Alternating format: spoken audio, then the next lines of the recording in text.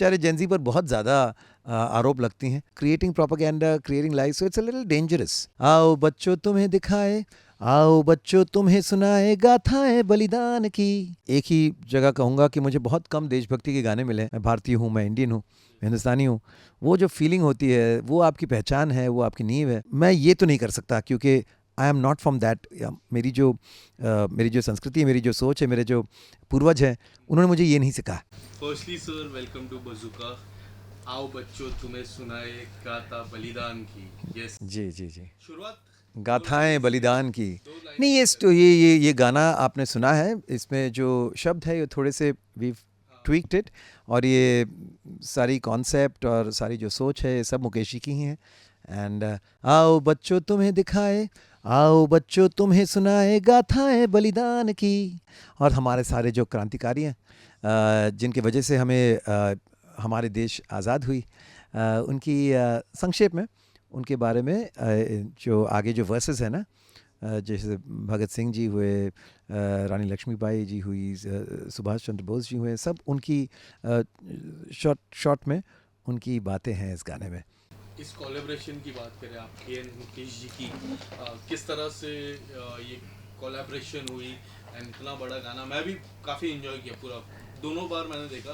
Thank you जी। मैंने personally काफ़ी enjoy किया। मैंने भी पहली बार देखा तो बहुत मज़ा आया, और सुना भी बहुत साल बाद। ये गाना हम लोग काफ़ी साल पहले रिकॉर्ड कर चुके थे। ऐसे 3-4 और भी गाने थे देशभक्ति पर ही, और मुझे एक्चुअली उनकी सोच से मैं इतना ज़्यादा सहमत हूँ कि हमें इन कहानियों को, इन किरदारों को यंगस्टर्स और लोगों के सामने फिर से लाना ये बहुत ज़रूरी है, क्योंकि स्पेशली जो आजकल सिलेबस में भी ये चीज़ें नहीं हैं जितने पहले हमारे ज़माने में हुआ करते थे, हमारे एसएससी बोर्ड में जितना था वो। तो I think it's very important, and through music, through song जो आप लोगों तक पहुंचा सकते हैं वो मुश्किल है through syllabus and education. Through music आपने काफ़ी लोगों से काफ़ी सारी बातें की है, प्यार की बातें, बट जब देशभक्ति की बातें आती है आपको क्या सबसे ज़्यादा मोटिवेशन रहता है? नहीं, ये मैं बहुत ही अनफॉर्चुनेट खुद को एक ही जगह कहूँगा कि मुझे बहुत कम देशभक्ति के गाने मिले हैं, देशभक्ति के गाने जो पॉपुलर हुए आगे जाकर। लेकिन अब ये गाने मुझे मिले हैं, और मैंने इन्हें बहुत ही शिद्दत से मैंने गाए हैं, क्योंकि आई थिंक बहुत सारी इमोशंस होती हैं, जैसे आपने बताया भी कि लेकिन वन वेरी स्ट्रॉन्ग इमोशन होती है जो आप कहते हो ना कि मैं भारतीय हूँ, मैं इंडियन हूँ, हिंदुस्तानी हूँ।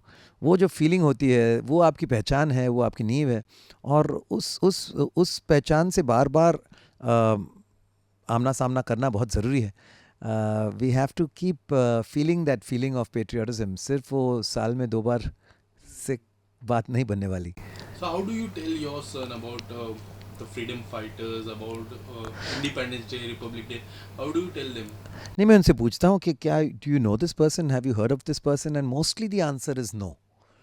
तो फिर मैं कहता हूँ कि यार थोड़ा सा गूगल करो, थोड़ा ढूंढो उनके बारे में, पता करो।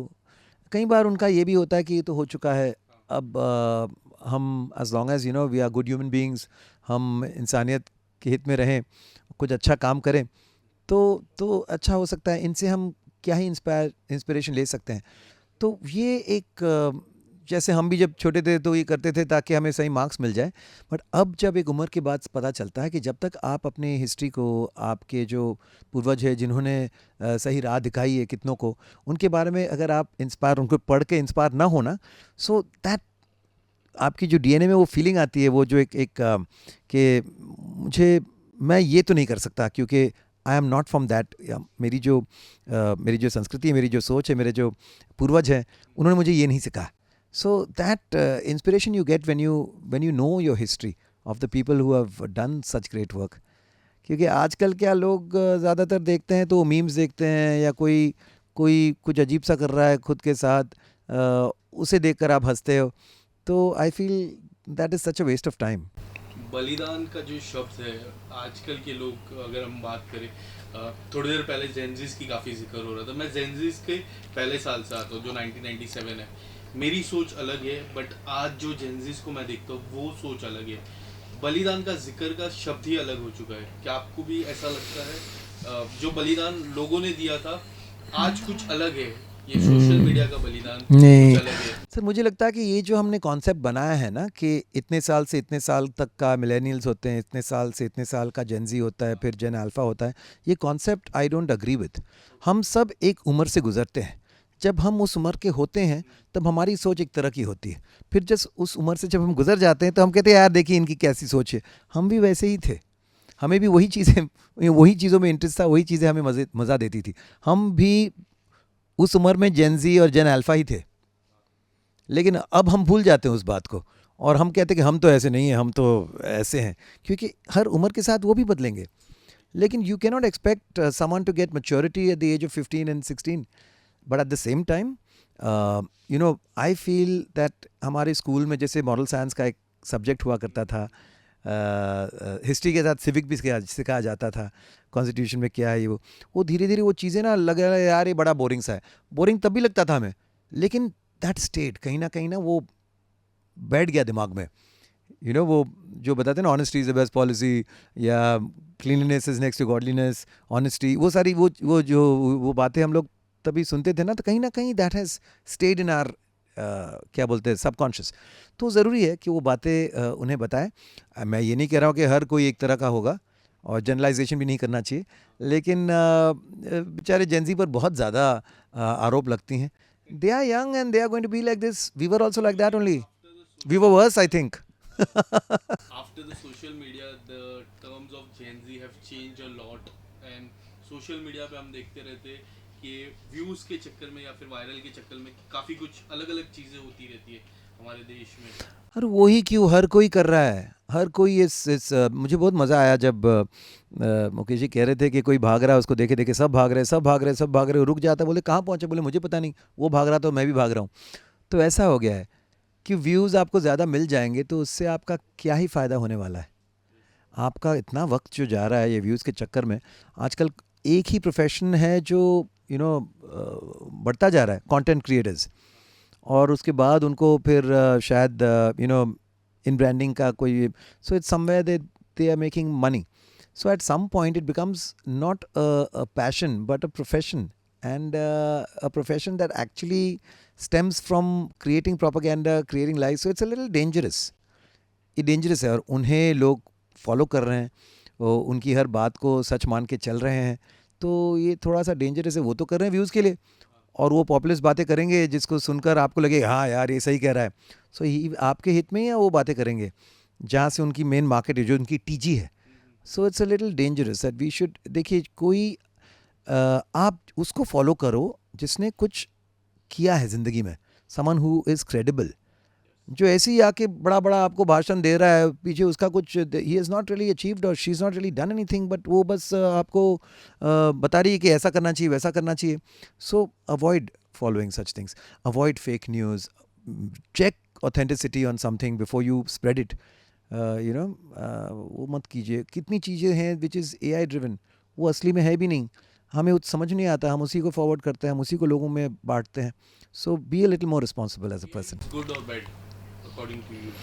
देखिए AI जहाँ से शुरू हुआ था, they had a very strong intention कि उससे आपकी जो प्रोटॉन्स है, आपकी जो प्रोबेबिलिटी है कैंसर की तरफ, डायबिटीज़ की तरफ, you could find it in an earlier stage and fix it.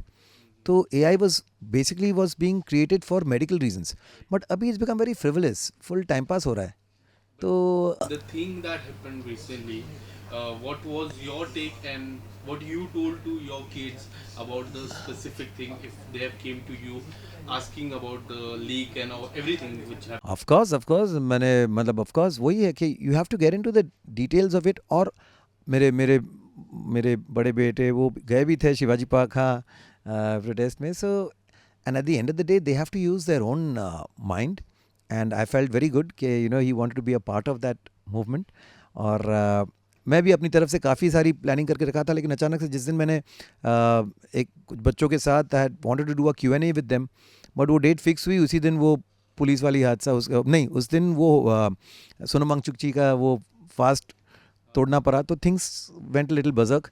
So then I avoided it, but at the same time I didn't want to make a statement or say something because it's very gray. You don't want to just say something just to, clean your conscience. अरे मैंने बोल दिया, अब ठीक है, मैं set हूँ. एक आखिरी सवाल, माही इज डूइंग रियली वेल. मैं जब भी उनको देखता हूँ, मैं आपको एक यंगर विजन में देखता हूँ उनके प्रति.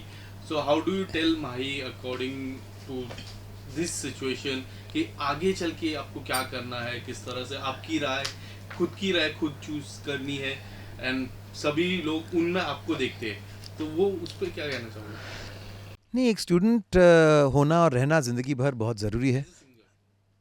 Student of music, student of life, student of ideologies. आप कभी भी अगर फिक्स्ड हो जाते हैं, रिजिड हो जाते हैं ना, तो वहाँ there is trouble. So he of course is so young now. और साथ साथ मैं चाहे उससे जो भी कहूँ, वो तो देखेगा, मुझे देखेगा कि डैड क्या कर रहे हैं. So it's an added responsibility for me कि I should also lead my life in such a way कि मुझे देख कर वो खुद भी कहे कि नहीं यार, मुझको कुछ ऐसा ही करना है. So but he is wonderful. Mahi is a brilliant singer, brilliant performer, very passionate about what he does. दोनों मेरे दोनों बेटे, they are making me very proud. Thank you so much, sir. Thank you. Thank you.